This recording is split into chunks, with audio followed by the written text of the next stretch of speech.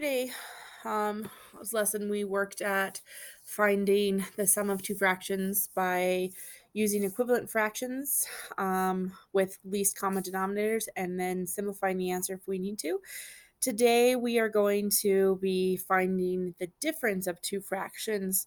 So we're going to be working on subtraction today instead of addition. So the process is going to stay the same. The only thing that's going to be different is instead of adding, I'm going to be subtracting.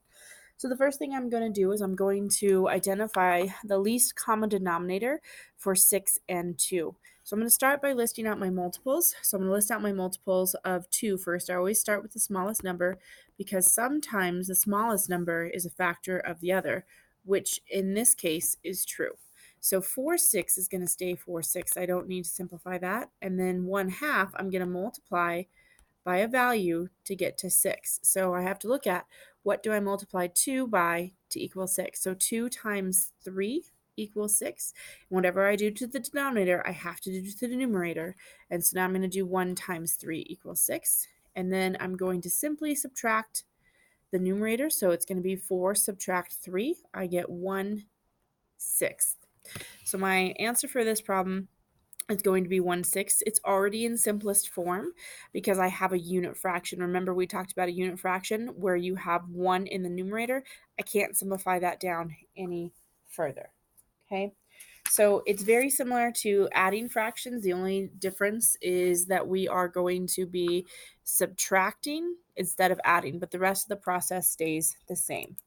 So the next problem that we're going to take a look at says that Linda used 1/4 of a yard for the fabric she bought for a sewing project. She bought 2/3 of a fabric and she used 1/4 of the yard. So how much of her fabric is going to be left? So we need to look for that common denominator. So I'm going to start by listing out my multiples of 3 and 4. So I have 3, 6, 9, 12, 15, and then I have 4, 8, 12, 16. So I look to see if I have any numbers in common, which I do. If I don't, then I need to continue to list out the multiples until I find a number that's in common. So my common denominator is going to be 12. So I'm going to multiply 2/3 by a value and 1/4 by a value until I get to 12. And so when I look at 2/3, 3 times what equals 12? And so the answer is 4. So again, whatever I do to the denominator, I have to do to the numerator. So 2 times 4 is going to be equal to 8.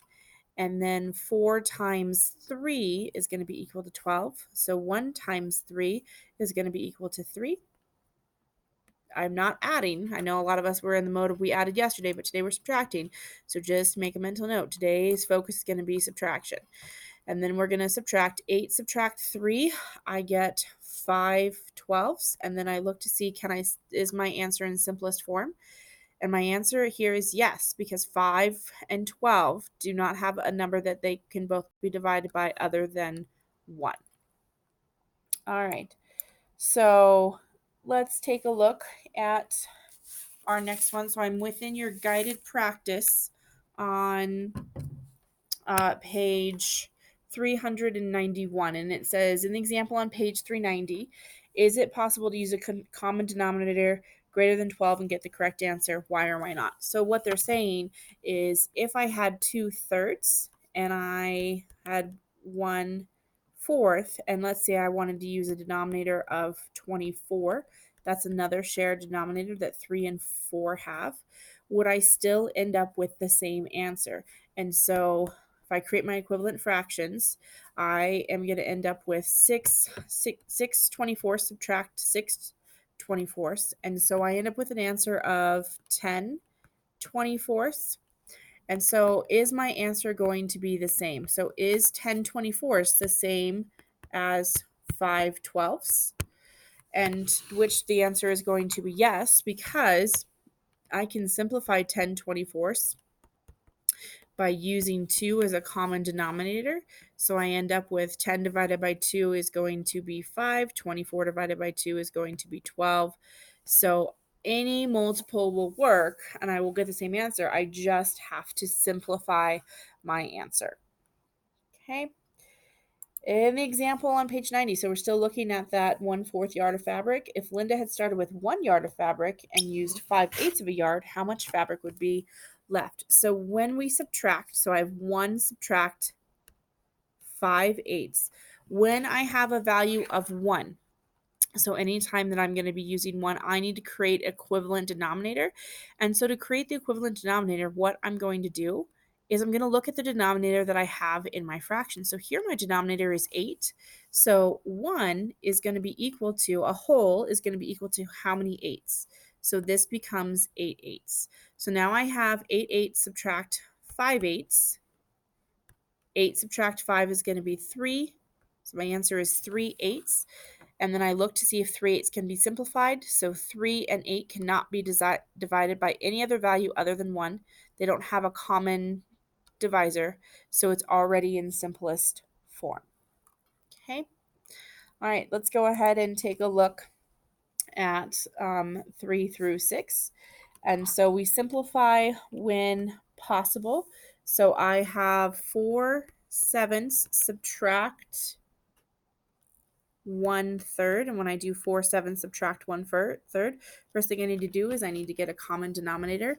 So I look at my multiple. So I'm going to do 3, 6, 9, 12, 15, 18. Stop there for a second. Then I'm going to do 7, 14, 21, 28. So I need to keep going on my 3's. Notice I don't have a common multiple yet, so I need to keep going. So I'm going to keep going 18. After 18, I have 21. Oh, right there. So there's my common multiple. So 4/7 times the value is going to get me to 21. And then I multiply 3 by a value to get to 21.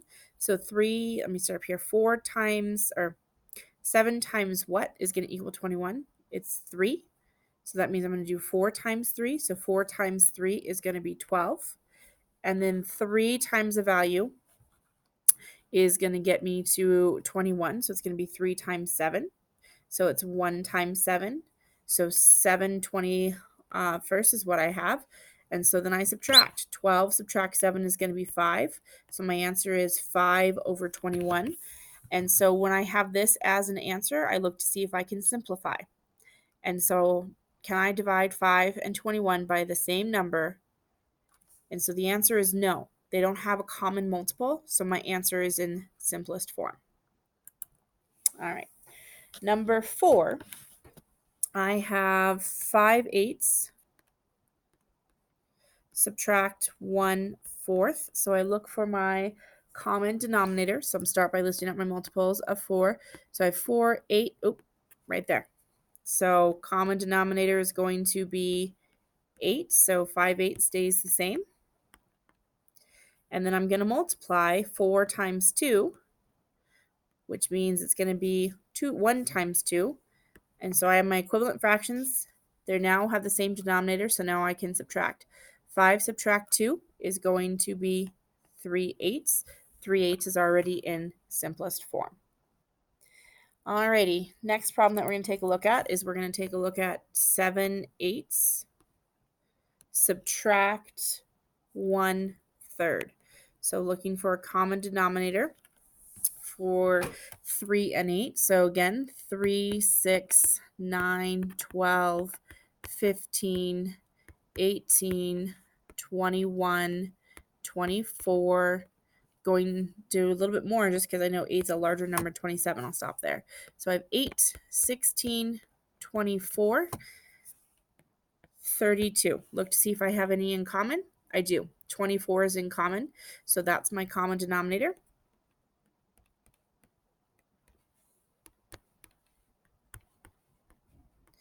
And so I look at 8 times 3 is going to get me to 24. So 7 times 3 is going to be 21. And then 3 times 8 is going to get me to 24. So 1 times 8 is going to be 8.